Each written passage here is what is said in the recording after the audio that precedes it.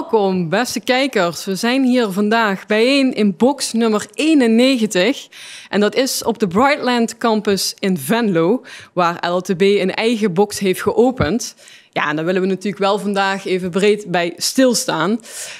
Ik heb daarom het genoegen om met twee hele interessante heren aan tafel te zitten.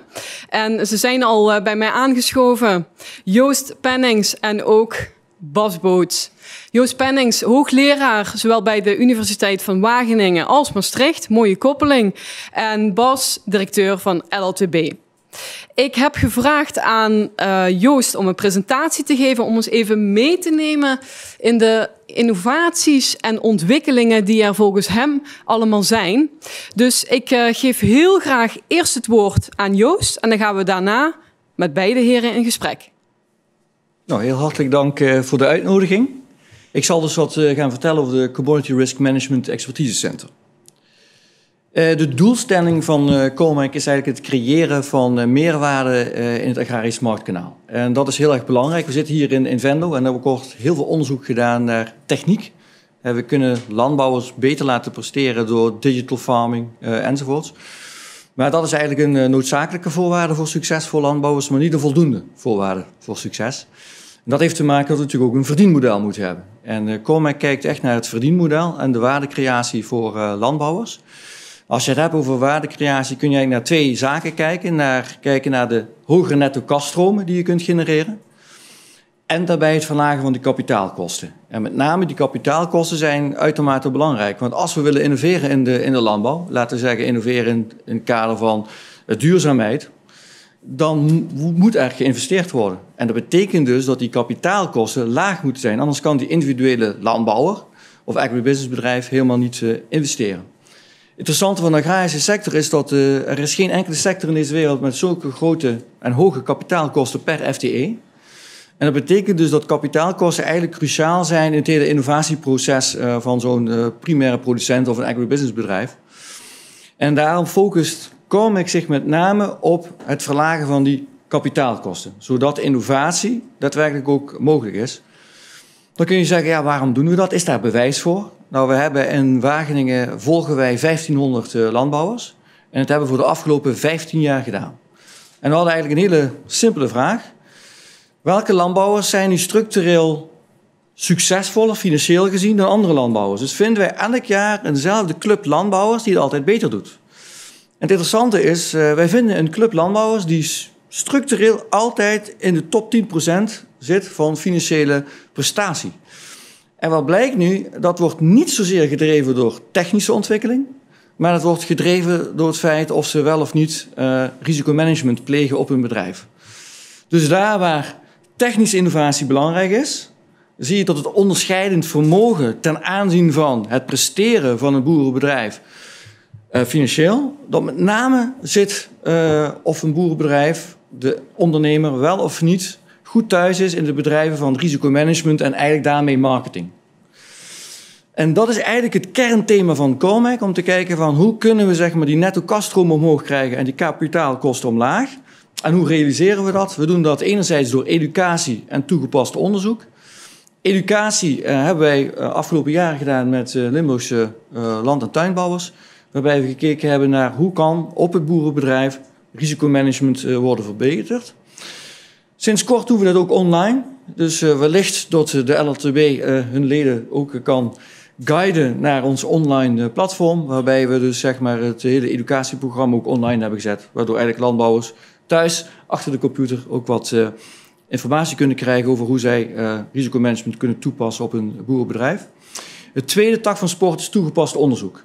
Dus wij werken samen met onder andere de LLTB, maar ook agribusinessbedrijven zoals Friesland Campina, Vion enzovoorts, om te kijken hoe we risicomanagement kunnen toepassen binnen deze coöperaties, maar ook op het niveau van de landbouwer. Eigenlijk heeft COMAC drie thema's.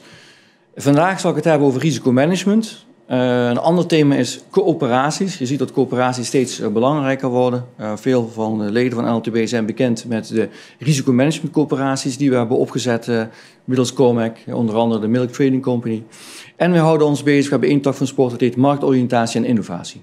Nou, marktoriëntatie en innovatie die haken eigenlijk heel erg aan bij het verhogen van je netto kasstromen. En risicomanagement haakt eigenlijk aan bij het verlagen van die kapitaalkosten. En ik zal vandaag wat vertellen over die kapitaalkosten. Als je kijkt naar onze educatiecomponent, dan hebben we eigenlijk al 100 landbouwers eigenlijk geëduceerd uit 5 verschillende sectoren. Dat educatieprogramma is niet alleen het geven van informatie, maar het is eigenlijk meer een workshop-achtig concept, waarbij we ook instrumenten voor deze landbouwers hebben ontwikkeld, die zij thuis ook kunnen gebruiken.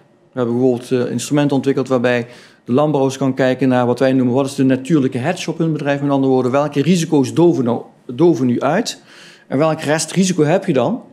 En hoe kun je die risico's afdekken met bijvoorbeeld van vaste afzetcontracten of bijvoorbeeld de termijnmarkten.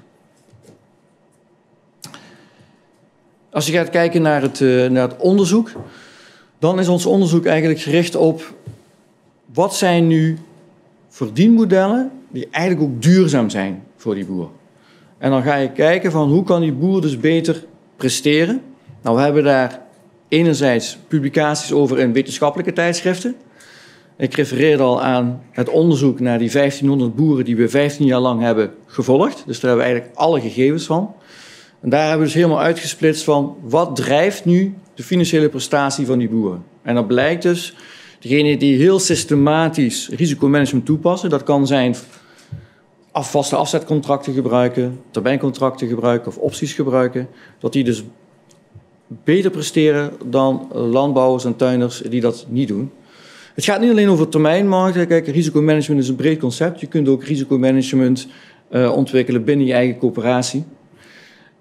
Dat onderzoek, dat dragen wij ook uit. In de zin dat wij ook tools ontwikkelen. En dat kan zelfs op het niveau van software. Dat gebruikt kan worden door landbouwers en agribusinessbedrijven. Dus wat dat betreft hebben we een soort, wat we in het Amerikaans zouden noemen, een extension service. Dus we dragen ons onderzoek ook uit. En daarom heb ik het ook genoemd toegepast onderzoek.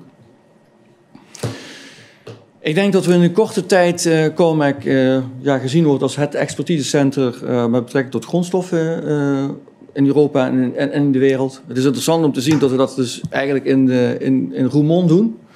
Maar je ziet dat de minister van Landbouw ons vanuit de Verenigde Staten met ons contact opneemt om te kijken hoe Cormac de Amerikaanse landbouw wat dat betreft kan revitaliseren wat betreft risicomanagement. Dus we hebben eigenlijk wat dat betreft een hele brede scope. We zitten aan de tafel bij de Europese Commissie, daar waar het gaat enerzijds om het herzien van het landbouwbeleid. We zitten ook aan tafel daar waar het gaat de regulatie ten aanzien van de financiële markten. Want landbouwers gebruiken eigenlijk direct of indirect heel veel financiële markten. Dan kunnen we denken aan de Matif in Parijs of Euronext, maar ook de Chicago Mercantile Exchange. Als u vraagt aan een boer wat is op dit moment de prijs van tarwe, dan kijkt hij gelijk naar de termijnmarkt en zegt vandaag is het €200 per ton. Nou, dat zijn hele belangrijke markten. Er is eigenlijk geen grotere industrie als die termijnmarktindustrie. We verhandelen op die markten 4 keer het bruto nationaal product van de Verenigde Staten. Dus dat is een enorm bedrag. Nou, op die markten, dat zijn hele snelle markten door techniek. Handel is daar in nanosecondes. En je ziet dat daar soms ook fraude plaatsvindt. Dat is ten nadele van de zogenaamde primaire gebruikers. Dat zijn dus die landbouwers, agribusinessbedrijven die het gebruiken om een risico af te dekken. En we hebben nu samen met de Wageningen Universiteit en met CERN in Genève hebben we onderzoek opgestart om te kijken hoe kunnen we nu fraude detecteren in die markten, waardoor we uiteindelijk ook die markten efficiënter kunnen maken wat betreft risicomanagement. Samenwerking is natuurlijk bijzonder, omdat CERN een topinstituut is op het gebied van fysica. Dan zul je denken, wat doet Cormac nu met een topinstituut in de fysica? In fysica, dat weten wellicht de leden van de LTB, wij onderzoeken daar eigenlijk het ontstaan van de wereld, door te kijken van hoe we protonen tegen elkaar aan botsen en schieten. En dat is eigenlijk hetzelfde wat er gebeurt in die markten. Wij schieten eigenlijk bied- en laadkoersen in die markten. En als die bied- en laadkoers elkaar treffen, dan hebben we een trade, dan hebben we een transactie. De techniek die bij CERN wordt gebruikt, die passen wij dus toe op agrarische grondstoffenmarkten. Om enerzijds te kijken van, zijn er anomalieën, zijn er rare dingen in die markten? kan dat gerelateerd worden aan fraude. Maar we gebruiken het ook om bestaande termijncontracten te verbeteren, zodat de hedging-effectiviteit, dus hoe goed kan die boer of agribusiness haar risico afdekken, te verbeteren. Nou, dat consortium Word, CERN en COMEX is ondertussen ook al helemaal uitgebreid. De Autoriteit Financiële Markt doet mee, de Nederlandse Bank doet mee en andere partijen. Dus dat is een heel groot consortium geworden. En het interessante is, hoofd van dit hele onderzoek vindt plaats in het Limburgse, eigenlijk vanuit Roermond. Nou, COMEX heeft ook een visie ten aanzien van Brightlands. Daar hebben wij natuurlijk al in het verleden over gesproken. U ziet hier constant het logo staan van Wageningen Universiteit. Dat is een van de oprichters van COMEX. Ondertussen is uiteraard ook de Universiteit van Maastricht betrokken. En we zien COMEX eigenlijk als een instituut die zou kunnen helpen daar waar het gaat over verdienmodellen en financiële innovatie. Dus daar waar we heel veel investeren in technische innovatie, die kan leiden tot een hogere netto kaststroom, hogere toegevoegde waarde. Kijk, COMEX met name ook naar de volatiliteit in die kaststromen. Want de hoge volatiliteit, dat leidt weer tot die hoge kapitaalkosten. Nou, we werken daar eigenlijk al mee samen met het bedrijfsleven, met heel veel coöperaties, niet alleen in het Limburgse, maar in Nederland en Europa. Met verschillende overheden. Dat kan zijn de Europese Commissie, maar het kan ook zijn bijvoorbeeld de provincie Limburg. We werken ook samen met de NWO en de topsectoren op dit gebied. En eigenlijk willen we zeg maar, die kennisinstellingen samen met de praktijk samenbrengen om dat verdienmodel van die landbouwer, maar ook de agribusiness bedrijven sustainable te houden. Dus echt dat we langdurig een competitieve landbouwsector houden in Nederland. Mooie boodschap. Dankjewel Joost voor deze presentatie. Ik heb wat vragen, maar ik heb natuurlijk ook Bas niet voor niks laten aansluiten. En ja, Joost, jij als specialist risicomanagement, je hebt al vele boeren getraind, hè? Daar refereerde jij ook al even aan. Maar even terug even terugblikken, want jullie twee hebben ook een verleden. Want jij bent natuurlijk hoogleraar, maar ik begreep van Bas dat hij ook nog een keer bij jou aan tafel is geschoven en dan meer in de studentenvorm. Hoe zit dat eigenlijk, Bas? Nou, dat klopt. Toch een hele tijd terug als student ben ik afgestudeerd op het ontwikkelen van een melktermijncontract, vloeibaar melktermijncontract. En toen was Joost Pennings mijn begeleidend hoogleraar. Ja. Dus zodoende, terug in de tijd. Ja, heel een tijdje terug, ja. Ja, en nu zitten we hier en de verbinding is er weer gelegd tussen COMEX, ja, waar LLTB natuurlijk een belangrijke rol in speelt. Precies. Bas, kun jij daar wat meer over vertellen, hoe dat is ontstaan en wat dit nou echt concreet kan betekenen voor onze boeren en tuinders?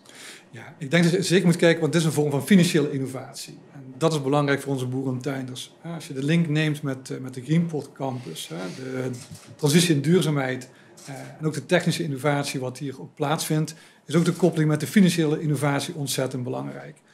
Want er zijn toch een aantal ontwikkelingen, veranderingen die zowel de samenleving, maar ook de boeren en tuinders zelf wensen door te voeren de komende periode. Maar al met al moet het wel leiden tot een verdienmodel voor die boeren en tuinder. Het moet wel allemaal betaalbaar zijn en dat er ook een goed en duurzaam inkomen op het boerenbedrijf blijft verdiend worden. Ja. Dat is een beetje de relatie ook tussen het verhaal van professor Pennings en de ontwikkeling op de Greenport Campus op hoofdlijnen. Ja. Want een veel gehoord argument is ook van boeren en tuinders van ja, bijvoorbeeld de overheid, of dat nou nationaal of internationaal is op Europees niveau, ze willen heel veel van ons, daar moet ook iets tegenover staan. We weten inmiddels dat dat helaas vaak niet het geval is. En Joost, jij kan dus eigenlijk onze boeren en tuinders een handreiking daarin doen, hoe zij dus de kapitaallasten kunnen verlagen, beter mee om kunnen gaan, om zodoende eigenlijk dus meer ruimte, financiële ruimte te kunnen creëren. Wat zou je hun daarin nu nog willen meegeven? Ja, je vat het heel goed samen. Ik denk dat het met name gaat om de boeren weerbaar te maken en veerkrachtig in deze volatiliteiten. Ja. Dus de grondstofprijzen die blijven volatiel. Dat geldt zowel voor de input als de outputprijzen. Dus je staat eigenlijk bloot aan heel veel financiële risico's. En hoe kun je zeg maar, die boer daar eigenlijk veerkrachtig maken? Hoe kunnen ze die risico's opvangen? En daar gaat het niet zozeer om alle risico's uit te schakelen. Want boeren zijn ook ondernemers. Dus een gedeelte van de risico's wil je best naar je toe trekken. Maar je wilt wel precies weten hoeveel risico's kan ik naar me toe trekken. En de risico's die overblijven, het zogenaamde restrisico, hoe kan ik dat op een effectieve manier afdekken? En dat is eigenlijk de centrale rol van ons onderzoek. En dat kan ook. Dus het is niet zozeer dat het niet kan, het kan. Er worden steeds vaker nieuwe instrumenten ontwikkeld voor land- en tuinbouwers die goed toepasbaar zijn op het primaire bedrijf. Ik denk dat we verder moeten gaan met het ontwikkelen van deze instrumenten, maar er hoort dus ook die educatietak bij. Ik zeg altijd, het is best complex, risicomanagement, maar iedereen kan het leren. Dus er is ook investering qua tijd nodig van de landbouwer om deze vaardigheid te leren. Dus je krijgt eigenlijk landbouwers die niet alleen een technische vaardigheid hebben, maar ook een financiële economische vaardigheid hebben. En dan met name wat betreft risicomanagement. Ja, want jij hebt al, hoorde ik via Bas, al aardig wat, en je gaf het net zelf ook aan, aardig wat boeren en tuinders opgeleid, zal ik het dan zo zeggen. Ja. Als jij achteraf met hen in gesprek was geweest, waar hebben zij nou het meeste aan gehad? Nou, ik denk dat ze het meeste hebben gehad dat ze rust hebben gekregen in het hoofd. Dat klinkt misschien heel raar, maar als jij een grote aardappelteler bent en je weet de aardappelprijs kan 20 cent zijn per kilogram en vandaag gaan de aardappels weg voor 3 cent. Dat verschil is zo enorm groot, dat kun je met techniek niet oplossen. Als je je aardappel had afgedekt voor 14 cent op de termijnmarkt, dan heb je dus een heel ander beeld en een budget voor je eigen bedrijf. En dat geeft ook rust. Want als ondernemer heb je ook een stukje rust nodig, financiële rust, om de juiste beslissingen te nemen. Je wilt nooit in een positie komen dat je kasstromen dusdanig laag zijn dat je eigenlijk paniekvoetbal gaat spelen. Dus risicomanagement betekent ook grip houden op je bedrijf. Ja. Helder. Bas, jij blijft nog even bij mij aan tafel. Wij gaan dadelijk nog in gesprek met Saskia ook. Saskia Goedgeluk, directeur van Brightlands Campus. Hebben we nog een afsluitende vraag aan Joost? Misschien iets vanuit de achterban, Bas, wat we zo voelen dat daar veel behoefte aan is vanuit onze leden. Want ja, Joost zit nu nog bij ons aan tafel. Daar moeten we dan maar even gebruik van maken. Nou, misschien wel even de vraag van hoe professor Pennings de toekomst ziet in de risicomanagementcoöperaties. Want je ziet er toch een ontwikkeling. Hè? We hebben al de milk trading companies. We zien het gebied van fruit zie je wat ontwikkelingen. Ja, ik denk dat die... En daar kunnen we best trots op zijn, Bas. Ik denk dat wij mede aan de wieg hebben gestaan van die hele ontwikkeling en de kennisontwikkeling daaromheen. En je ziet dat die milk trading companies, ja, die groeien en bloeien. Hè. We hebben enorm hoeveelheden melk die al via die milk trading companies eigenlijk worden afgedekt qua risico. Hè. De melk gaat nog steeds naar de coöperatie toe, bij wijze van spreken. Maar het risico wordt afgedekt door deze nieuwe type coöperaties die zijn opgericht.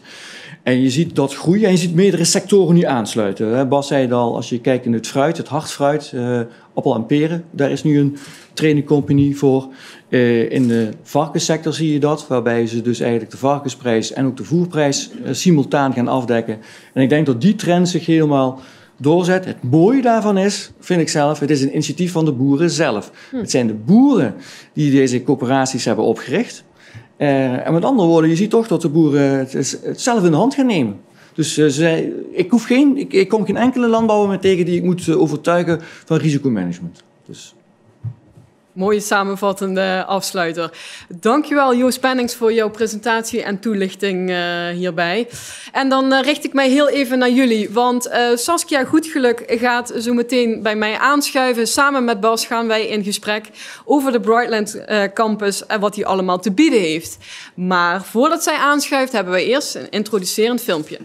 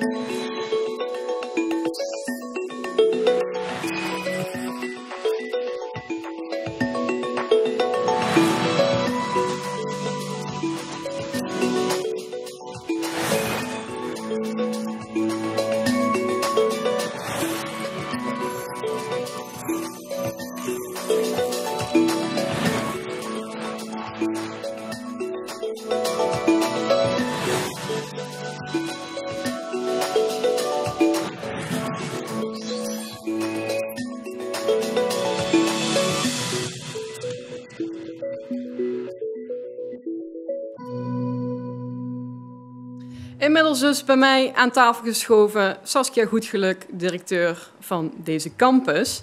Ja, Saskia, leuk dat jij te gast bent in onze box op nummer 91.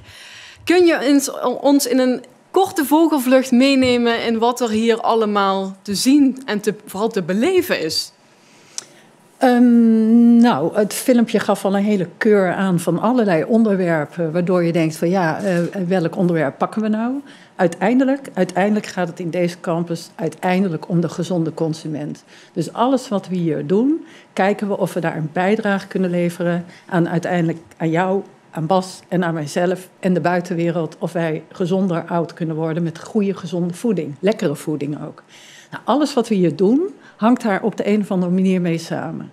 Dus de start-up die bezig is met onkruidbestrijding, de start-up die bezig is met artificiële intelligentie om te ontdekken wat er voor ingrediënten, nutriënten in een blauwe wesp bijvoorbeeld zitten. Maar ook de poepkitmachine van Koen Venema van Maastricht University. Je brengt je poep naar de campus en uiteraard krijg je daarna te horen hoe het er met je darmflora voor staat en hoe gezond je bent. Dus dat is heel gevarieerd. Ja. Maar allemaal rondom jou en mijn gezondheid. Gezondheid, dat is de kern in ieder geval. Het is ook een trefpunt natuurlijk voor ondernemers. LTB heeft hier zittingen genomen. Wat vind je eigenlijk ervan dat wij hier ook onze plek hebben genomen? Ja, nou dat vind ik heel fijn. Want de LTB is we hebben rond 70 bedrijven op dit moment op de campus. Rond de 55, 60 zit echt in de ondernemingssfeer. En LTB is daar een nieuwe bij, maar die vertegenwoordigt ook een gigantische achterban. En daar ben ik vooral heel erg blij om. Dat we via de LTB een loket hebben om juist die ondernemers te treffen die vragen hebben. Het blijkt, en ik snap het ook nog wel, voor heel veel mensen moeilijk. Wat doet die campus nou? En LTB is gewoon voor ons de open deur. Die gaat ons helpen en die gaat zijn achterban helpen. Op weg naar die gezonde consument. Ja, vind ik een mooi bruggetje, Bas, naar LTB natuurlijk. Hoe ervaar jij dat nou om als echt in deze letterlijk onderdeel te zijn van de campus? Nou, ik denk wel heel bijzonder. Ik denk dat het een heel bijzonder moment is. Kijk, de LTB bestaat komend jaar 125 jaar. Altijd in het Roermondse gezeten.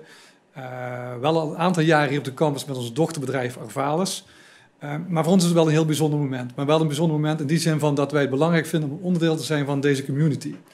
Wat Saskia ook aangaf, er gebeurt ontzettend veel op het gebied van de gezonde consument. Er is een heel proces vooraf. En ik denk dat het belangrijkste is ook als LTB als vertegenwoordiger van het Limburgs landbouwbedrijfsleven om daarop aangehaakt te zijn. Om die katalysator te zijn tussen die boerentuinder en de campus, vice versa. Ja, dat denk ik zelf ook. En dan moet je gewoon fysiek aanwezig zijn en zichtbaar zijn op de locatie, inderdaad. Wij hebben natuurlijk wel wat linkjes lopen, ook qua projecten.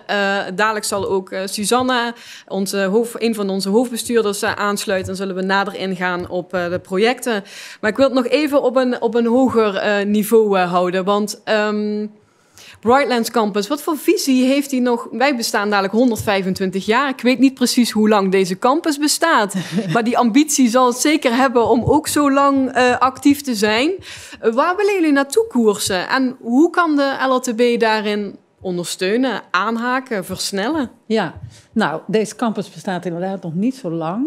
En tegelijkertijd wel. Dus formeel bestaat hij sinds 2017. Maar hij bestaat hier niet voor niks. Er is een Floriade geweest in 2012. Die was hier ook niet voor niks. Er zit hier een ontzettende historische kern, grote kern, moderne, innovatieve bedrijvenkern rondom agrofood. Dus het is logisch dat het hier is en dat het ook tot bloei komt. En dat gebeurde ook gelijk de eerste jaren. Nou, waar willen we nou naartoe? Ik heb gisteren de laatste hand gelegd aan het strategisch plan. Dat voorziet in een 10-jarenplan. En over 10 jaar willen wij wat ze noemen een volwassen campus zijn. En dat betekent dat je rond 2500 medewerkers hier hebt zitten. Allemaal rondom de thematieken die hier werden genoemd. Hè. Gezonde, veilige voeding, future farming, circular, biocircular economy. Nou, het moet allemaal Engels tegenwoordig, maar het is circulaire economie. Ja. De bijdrage van de LTB, die heb ik eigenlijk net ook al aangegeven. Het is uiteindelijk een samenspel van de innovatiekracht van de ondernemers met hun gezonde en verse producten om die te brengen naar die consument. Maar dan moet je wel die connectie hebben. Dus voor mij is het meer dan noodzakelijk dat de productiesector daarbij aangehaakt is. Dus die gaat die bijdrage leveren. Die verkoopt als het ware gezondheid. Dus daar is de LTB heel belangrijk voor. Ja, Bas, wat willen wij hier eigenlijk allemaal ophalen nu we hier zo een prominente plek hebben? En hoe gaan we dat eigenlijk allemaal doen dan? Hoe zien we dat voor ons als LTB? Nou, ik denk dat het belangrijkste, zeker in de eerste fase, is ook die verbinding leggen. Verbinding leggen met alle mooie ondernemerspartijen die hier aanwezig zijn op de campus. Dus het is niet zo dat de LTB hier gaat zitten en die deur is dicht. Nee, het is inderdaad ook een buitentreden. En een buitentreden in eerste instantie al vanuit Roermond naar het Venlose. Dat is al een hele grote stap voor een LTB. Maar ook contacten leggen met alle bedrijvigheid hier op de campus. Ik denk dat dat stap 1 is. Want het is inderdaad dat wij andere partijen kennen, maar dat zij ook ons weten te vinden. Dat wij ook de vertegenwoordiger zijn van die Limburgse land- en tuinbouw. En van daaruit dat we dan gaan kijken welke zaken wij kunnen ondersteunen, waar wij kunnen helpen, in het belang van onze achterban en waar wij ook die koppeling kunnen leggen met onze ondernemers. Ja, want wij dienen hier eigenlijk als een soort aanspreekpunt dan. Hè? Een open aanspreekpunt waar onze agrarische ondernemers, onze achterban ons kan vinden. Zeker, het geldt voor twee kanten. Hè. Het geldt voor de ondernemers hier op de campus, maar uiteraard voor onze leden, die staan natuurlijk op 1. Dus ook voor al hun vragen richting ons over de campus kan onze achterban natuurlijk ook bij de LTB terecht. Ja, want het is eigenlijk ook een ontmoetingsplek dan van ondernemers in het algemeen. Hè? Kijk, ik kan me voorstellen dat een boer of tuinder in een specifieke sector zoiets heeft van ja, wat moet ik met een hele andere sector? Hè? Maar toch, misschien Saskia, kun jij dat toelichten, dat dat toch een hele belangrijke spil in het web eigenlijk is. Juist partijen samenbrengen die wat in eerste instantie misschien niks bij elkaar te vinden denken. Ja, maar dat wel een bron is om innovaties mogelijk te maken. Kun je dat toelichten, hoe dat ontstaat dan? Ja, nou in zijn algemeenheid kan ik toelichten dat uit onderzoek ook blijkt dat wanneer verschillende deelsectoren of zelfs hele totaal verschillende sectoren elkaar ontmoeten, dat daar juist precies daar die innovaties ontstaan. Als je nou bijvoorbeeld kijkt naar gezonde voeding, als je dan, we zitten op de Brightlands campus, die hebben een connectie met Maastricht University. Mm-hmm. Daar zit ook de medische health campus in het zuiden, in Maastricht. Daar is heel veel kennis van patiënten. Hoe reageren die nou op... Maar die zijn ziek, die patiënten. Hoe reageren die nou op voeding, op nutriënten? Ja. Maar die kennis die je daarop doet, die kan je hier wel weer toepassen voor de gezonde mensen, voor de preventieve mensen. Dat lijkt wat ver, maar dat is niet zo heel erg ver. Artificiële intelligentie, dus data science, is ontzettend belangrijk. Wordt nog veel belangrijker. Ik krijg aanvragen van ICT-bedrijven om hier te komen. En denk je, ja, wat moeten ICT-bedrijven op deze campus? Terwijl juist ICT en de kennis die ze hebben opgedaan in andere sectoren, logistiek, maakindustrie, maakt eigenlijk niet zoveel uit welke sector, die kunnen ze wel toepassen in de agrarische sector. En zo breng je het dan weer verder. En dat is eigenlijk een beetje de truc. Ja. Dat toch met elkaar wel een duidelijke vraag. Je moet wel een probleem hebben of een ergernis. Of je wil iets oplossen. Je bent kwaad. Is een goede bron dan, hè? Ja. Of je denkt, waarom eten we niet gezond? Ja. Hoe kan het dat kinderen het niet eten? Ja. Wat kan ik eraan doen? Dus er moet wel iets zijn wat je dwars zit. Laat ik zo maar even beginnen. Of je wil meer geld verdienen. Vind ik ook nog wel op zich een goede motivatie. Ja. Dus je moet wel gemotiveerd zijn en dan ga je op zoek. Nou, en als campus proberen we eigenlijk die zoektocht zo makkelijk mogelijk te maken. Daar is de campusorganisatie ook voor. Met de kennis die we hebben, die verbindingen snel te maken. Zodat je niet die ellenlange zoektocht hebt, waardoor het 10 jaar duurt, terwijl we het met z'n allen misschien in 5 jaar of misschien nog sneller kunnen doen. Dat is eigenlijk ook de bedoeling, dat we versnellen. Ja. Dat heb ik jou ook in onze voorgesprekken vaker horen zeggen, hè Bas. Ik weet niet meer precies hoe je het zei, maar het ging in ieder geval over de transitie van de sector en het samen kunnen brengen om dan te kunnen versnellen. Zeg ik dat goed zo? Of jij had het volgens mij nog mooier verwoord. Nou, dat weet ik niet, Petra, maar het ging inderdaad over de transitie op het gebied van duurzaamheid wat plaatsvindt. Het heeft te maken met de technische innovatie wat er gebeurt. Heel veel maatschappelijke vraagstukken die ook op de landbouwsector worden neergelegd. Maar hoe kunnen we daar met elkaar een richting aan geven en hoe kunnen we die zaken versnellen? Ja. En daar is denk ik een rol van de LTB hier op de campus. Ja, helder verhaal. Saskia, jij blijft nog even op bezoek bij ons. Bas, hartelijk dank voor jouw inbreng. En wij gaan alweer kijken naar een volgende... Ja, het is film, het zijn foto's aan elkaar schakeling. En dan schuift dadelijk Suzanne Geurts bij ons aan tafel. Ja, wij kijken hier naar GROW. Dat is een jaarlijks event van studenten en diverse onderwijsinstellingen. Maar we zien ook beelden van de gezonde basisschool van de toekomst voorbij komen.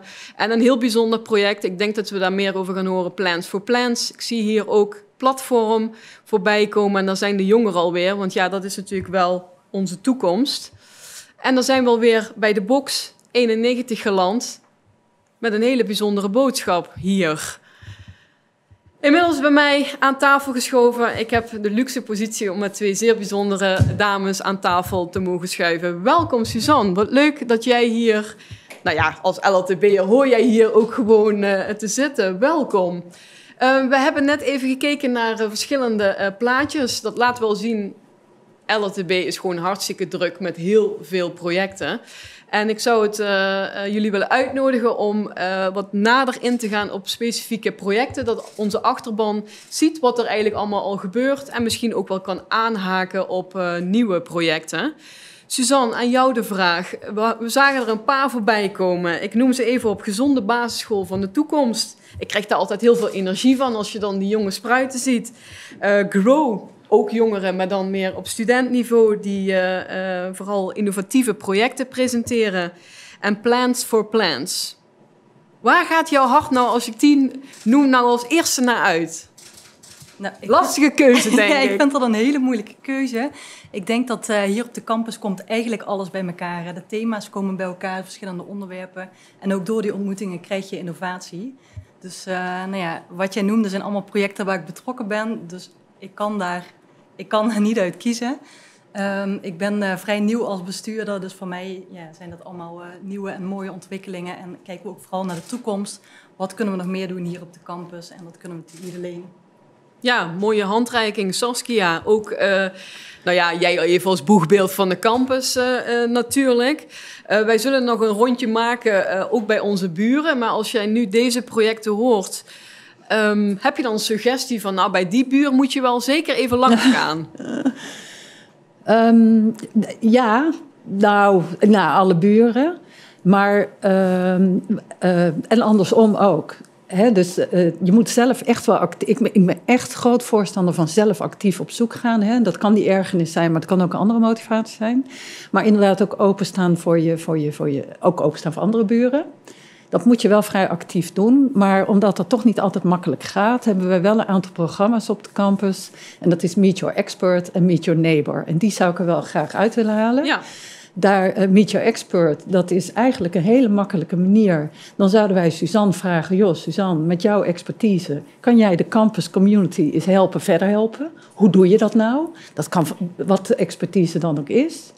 En Meet Your Neighbor, dat is wat laagdrempeliger. Dan meet je neighbor. Het moet allemaal Engels in zo'n campus. Maar ontmoet je buurman of buurvrouw. En dan ga je met elkaar kennis maken. En dan blijkt dat je heel veel gemeenschappelijk hebt. Of dat je misschien die gezamenlijke ergernis weer verder wil brengen. Dus daar hebben wij 2 programma's voor. En die zijn behoorlijk populair, zelfs in coronatijd. Dus die kunnen wij bijna elke dag zouden we dat wel kunnen doen. We hebben ook een donderdagmiddagborrel, omdat vrijdagmiddag er vrij veel mensen andere dingen aan het doen zijn. Dus we hebben hem naar de donderdagmiddag gehaald. Dat kan nu even niet in coronatijd. Dat is niet echt need to have.